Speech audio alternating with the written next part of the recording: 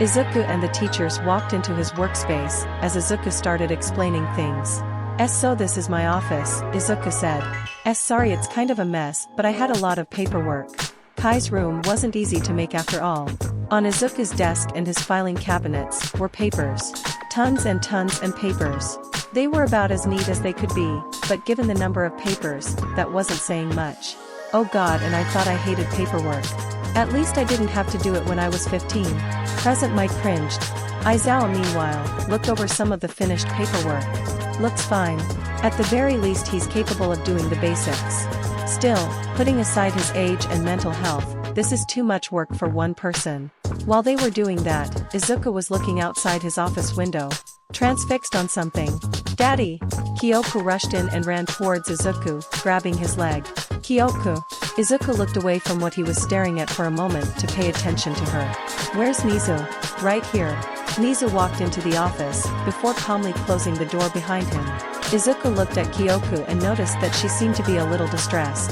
Kyoko, is everything okay? I'm fine. Kyoko raised her arms, signaling she wanted Izuku to hold her.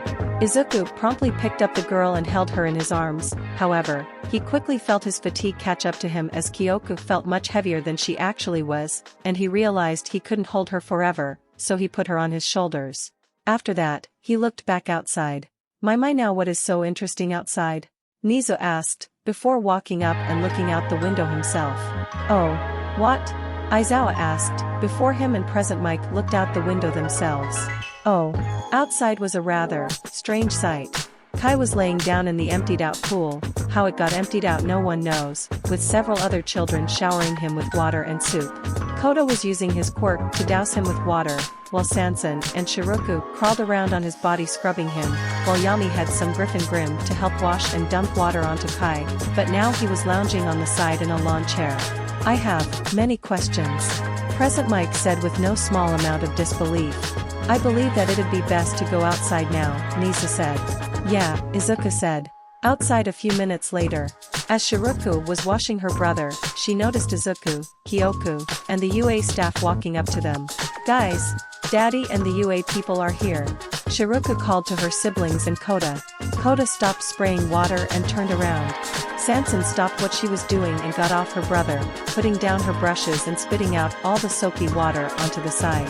After getting all the liquid that wasn't naturally a part of her body off of her, Sansan moved a tendril over to Yami and started rapidly tapping him to wake him up. Rah! Rah!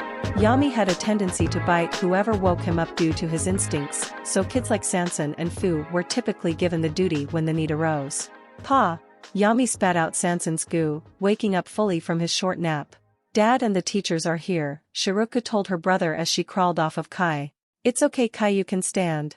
Now that everyone was off of him, Kai used his head to pull himself up. When Izuku, Kyoko, and the UA staff arrived at the pool, the children were already lined up and waiting. Already lined up by the time we got here. If only my class were this well behaved. Aizawa said. I believe I know the white one, his name is Yami, correct, Nizu said, remembering the young boy from the incident that happened not too long ago. And these creatures are of his creation. Yami said as confirmation. Didn't the report say he was feral? Present Mike asked. He was, but then I had Kyoko use her quirk to teach him about everything, Izuku explained. There are still a few issues, but he's adjusted very well for the most part. Very good. And clever application of her quirk. Good work on both your parts. Nizu praised, before looking at Sansan who had moved over to him and started inspecting the teachers. And who is this? That is Sansan. Izuku introduced her. Her body is made up of acid normally, but thanks to a chemical insertion given to her every 24 hours we've been able to neutralize the acidic properties. How interesting, Nizu said, reaching out and touching Sansan, inspecting the goo. Hero, Sansan said. Sansan also wants to be a hero, Izuku said. She trains practically every day. I think she'll be a very promising student when the time comes. Her quirk reminds me of the sludge villain. But even more dangerous if you consider the acid. Aizawa thought. She's gonna be a problem child, I'm sure of it. I also would like to become a hero. Kai bellowed. It is nice to meet you all. I am Kai Midoriya. I look forward to being your student one day. And we look forward to having you, Nizu told him. He really is big. Present Mike whistled. And he's probably going to get bigger as he grows. Aizawa sighed. Both teachers silently hoped that they would be retired by the time Kai came to UA. Meanwhile, Shiruka was looking at Aizawa like he was a rotten egg, circling around the tired hero and inspecting him. Do you want to say something? Aizawa asked her, not having that patience for her shenanigans. You're a hero? Shiruka asked him skeptically. Present Mike giggled and Aizawa sighed. Yes. Despite what my appearance may suggest, I am in fact a pro-hero. Shiruka grimaced. Are you perhaps the justice hobo? Present Mike couldn't hold back his laughter and started cackling hysterically. The justice hobo. Ha ha ha. Aizawa's eyes twitched. Shiruka. Izuku shouted, slightly horrified by the insult. I'm sorry father, but look at him. Shiruka pointed to Eraserhead. It's just so, bare. He might as well be wearing a black onesie with a belt, scarf, and goggles. I am so sorry about her. Izuku apologized. She's very into clothing and designs and takes them a bit too seriously. I do not. Shiruka pouted. What about that time you wrestled your sister through several walls and destroyed multiple rooms just because she wouldn't try on your clothes? Izuku reminded her. Shiruka grimaced at the memory, not giving a response to that comment. What people choose to wear is their choice. Now please apologize to Eraserhead. Izuku told her. Shiruka looked at Eraserhead, cringing for a moment before looking away and apologizing. I'm sorry sir. Eraserhead grunted. Not the first time this has happened. Annoyingly, it won't be the last. Wanting to divert attention away from this, Izuku looked over to Kota. Ah, this is Kota Izumi. I haven't adopted him, he's just a friend of everyone here. Ah, I see. Good to see the children are not completely isolated from the outside world. I was concerned the only person outside this family and a part DOC to come here was Ms. Uraraka. Misa said. Are we going to ask what is going on out here or are we just gonna ignore it? Mike asked. Because I don't know about the rest of you, but I'm confused. Simple, Kai didn't smell too good so we decided to give him a bath, Shiruku explained. Wash wash, Sansan said. Izuku's pupils shrunk as he came to a horrifying realization. Oh my god, I forgot to give him a bathroom. Looks like that fatigue is making him sloppy. Misa thought. Oh my god, oh my god, oh my god. I need to go back and fix this immediately. Izuku started running towards the house while pulling out his phone to make some calls. I will go assist him, Misa said. I have a feeling he'll need all the help he can get. The two teachers nodded, and Misa calmly walked towards the house. Once the pair made it back to the house, Present Mike suddenly had a thought. Hey, if you didn't have a bathroom, where have you been going, you know? Present Mike asked. The answer the two received would cause them to regret even thinking of asking that question. Meanwhile, in the greenhouse, Eri was glad that it didn't seem like the teachers would be coming here. She had prepared herself to meet new people today, but it's not like she really wanted to. Meeting people she didn't know was scary, especially adults. And she didn't like the idea of being uncomfortable in the greenhouse. It was one of her favorite places to go. It was calm, quiet, and nice and warm. And as more plants were added, the nicer it was to look at too. And it would only get better when the apple tree grew in. She liked it here. When it was just her and Otoko. Oh, Otoko was here too. The large boy was almost always here, attending to the plants. When he first came here he was a bit scary, but Eri had quickly gotten over his appearance.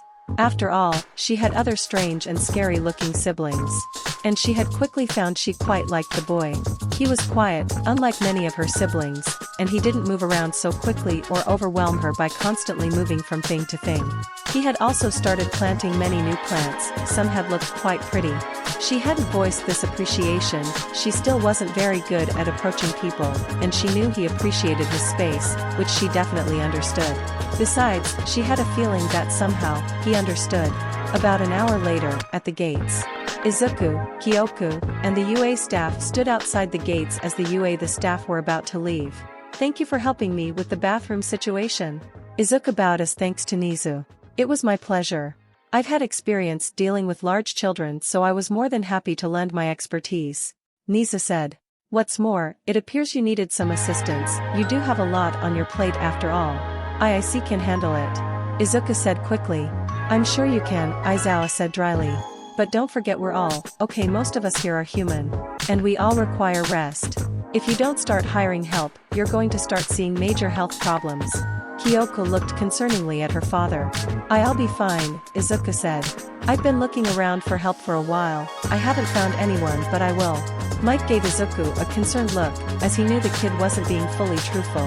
Not that he could really do anything about it. Calling him out would likely do nothing but cause more stress, which would not be healthy for him both mentally and physically. Take care of yourself, kid. For their sakes at least. I will, Izuku said a bit too quickly. Well, we shouldn't keep you any longer, farewell Midoriya. Nizu as he and the teachers turned to leave. After they were out of earshot, Nizu spoke. We'll be having a meeting about this tomorrow morning. I figured as much, Aizawa said. Meanwhile, Izuku was praising Kyoko. You were very good today. He told her while patting her head. Thank you for behaving. Kyoko grinned at receiving praise. Can I have chocolate, Daddy? Sure, but just one. Izuku told her as they walked back towards the house. The next morning, UA meeting room. So I'm guessing this about the Midoriya visit? All Might asked. Indeed, Nizu said. Good news, the situation is much better than we thought. Oh good, but given what we thought I'm sure there are still plenty of things to worry about. Snipe said. Is at least more competent than the OPCCC or rather, DOC? 13 asked. Quite, Nizu said. Mr. Midoriya is very mature for his age and is smarter than most people his age as well. He's handling this the best he can and is doing everything in his power to help these children. All Might smiled. He already knew these things, but it was nice to hear. Nizu put everyone else at ease about Izuku's intentions. However, Nizu added, putting aside his age, he was still mentally and physically abused, outcast by society, and it shows. Did he show any resentment or distrust you while you were there? Cementos asked. Not at all, Midoriya is clearly a hero fan and was quite excited to have us there. Nizu refuted. One of his daughters thought? She was not happy. Mike added. She was giving us the stink eye the whole time. Back to Midoriya, while he didn't seem to distrust us, it's possible that's only because we're heroes, Aizawa said. He seems to have some level of distrust for others, and this is keeping him from hiring anyone to help him. While a fair level of skepticism is good considering the situation, for the number of children under his care, he is going to need help. Midnight said. It was clear he was already exhausting himself, Aizawa said. However, he seems to have little to no care for his own health, prioritizing anything and everything involving the children first. Izuku Midoriya was called useless, and discriminated against for his entire life. Snipe reminded them. As such, his self-worth and confidence are almost non-existent, as is his sense of self-preservation. Add to that his nature of wanting to help people and all the children he needs to help at once, he simply has little to no time to think of himself. Nor does he desire to. And then there is of course the matter of his dream. Or rather his former dream. Nizu sipped his tea. Izuku Midoriya wanted to be a hero. However, since he could not achieve that dream, he's attempting to fill that void, that feeling of aimlessness and uselessness. But a lifelong dream is not easily replaced. One of the reasons Midoriya does seek help or try to decrease his workload is simply because, without the work, Midoriya feels incomplete. Anytime his thoughts are not on his work, he is berating himself for giving up on his dream. He works to feel useful, and if he asks for help or stops working at any given point, then that feeling of usefulness also stops. The point of the matter is, even if Midoriya's health falls to shambles, he will not stop working, nor can anyone make him. So how do we help him then? All Might ask. It's not like we can force him to take part in therapy, and we can't hire people for him. We ourselves don't have to do much, Nizu said. But our first step is to wait for him to collapse. What? There was a general feeling of shock among the teachers, at the suggestion of letting Izuku run himself into the ground. Think about it logically. We can't stop Midoriya from working, nor can we convince him to slow down. Inevitably Midoriya will overwork himself too hard and fall ill, leading to a physical and mental collapse. There is simply nothing we can do about this. Nizu explained. What we can do is be there afterward to provide support for him and the children. But how exactly are we gonna do that? Snipe asked. We can't personally be there all the time, not with hero duties and our classes, and having non-heroes come in who Midoriya would distrust, would only add to his stress, not to mention the effect it would have on the children. And that is where Ms. Uraraka and the students come in, Nizu said. Ms. Uraraka will be key in helping Midoriya, both with the children and with his mental and physical recovery. And what exactly do you mean by that? Aizawa had a feeling he wouldn't like this. Once Midoriya collapses, we will send Class 1A, sans Bakugo, to the Midoriya household to look after the children and Midoriya. As you said, sending strangers there would simply stress everyone there, but people with Ms. Uraraka's recommendation would likely be a different matter. Ms. Uraraka will assist Midoriya during his time of need and take advantage of his weakened mental state to convince him to seek help both for his job and for his mind. This will hopefully put Midoriya on the path to fixing his damaged psyche, so that way he can truly help these children without putting himself at risk. I don't like having to use children to fix this, and it feels like we're abusing young Uraraka's friendship with him. All Might said. Couldn't we simply approach his mother for help? Or maybe I could do something? Midoriya is a huge fan of mine. Unfortunately, Midoriya's mother is not the best person for this. She shares several of the same mental issues that he does, albeit not as bad. While she will certainly be involved, we can't rely on her to fix this situation, Nizu explained. And to put it simply, All Might, let us not forget who caused him to give up on that dream, and sent him into a spiral of depression. All Might grimaced and looked away in shame. We can't forget that even after his collapse, Midoriya is still in charge, and he needs to let us in, Nizu explained.